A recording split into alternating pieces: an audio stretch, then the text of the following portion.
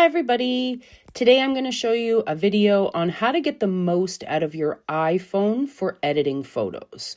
Most people take most of their pictures on their phone, and as scrapbookers we want those photos to be as good as we can. So since they're on your phone anyways, let's learn how to edit them the best we can. So the first thing we're going to talk about is crop and rotate. So I almost always straighten up my photos as best I can. You just slide it to where you want your photo to be. I like to use something vertical or something horizontal to help give me a base. You can freestyle this, but remember, if you're going to print these, you want to stay in the 2:3 ratio. But this one, for this sake, we're just going to make it as perfect as we can.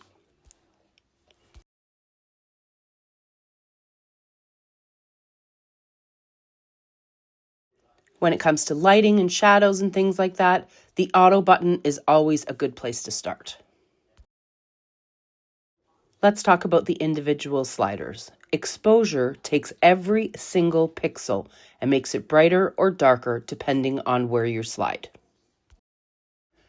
Brilliance is a little bit more intelligent.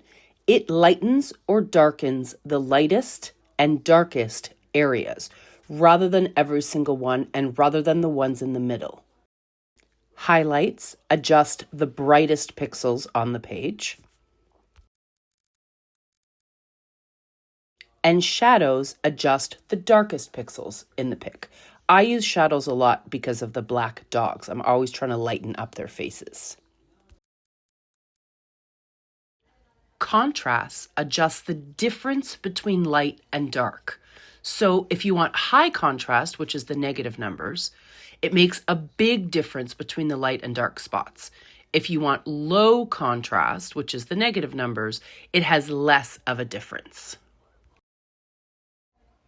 Brightness adjusts the midtones, not just the darkest or the lightest area. It makes a more subtle change than adjusting just the exposure. And the black point will adjust the darkest areas.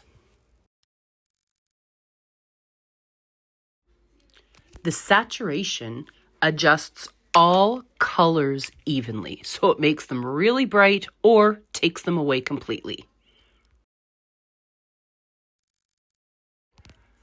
Vibrance tries to be a little smarter and it adjusts just the muted areas. Warmth tends to adjust overall red, orange, and yellow, the warm colors. It either adds more or takes them away. Tint is a version of white balance, so it tends to add ranges of green or magenta to either warm up or cool down the pic.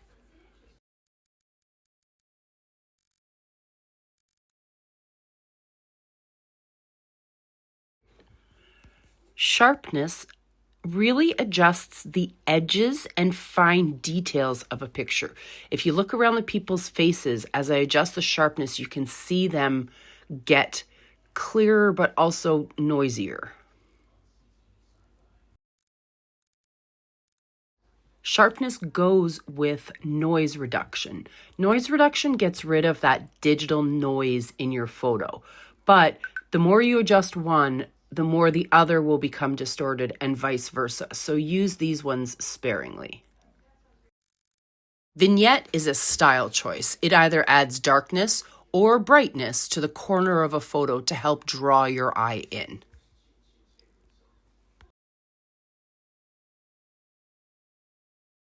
Now we're going to talk about cleanup. I'll show you a few examples of this because this is a great AI feature.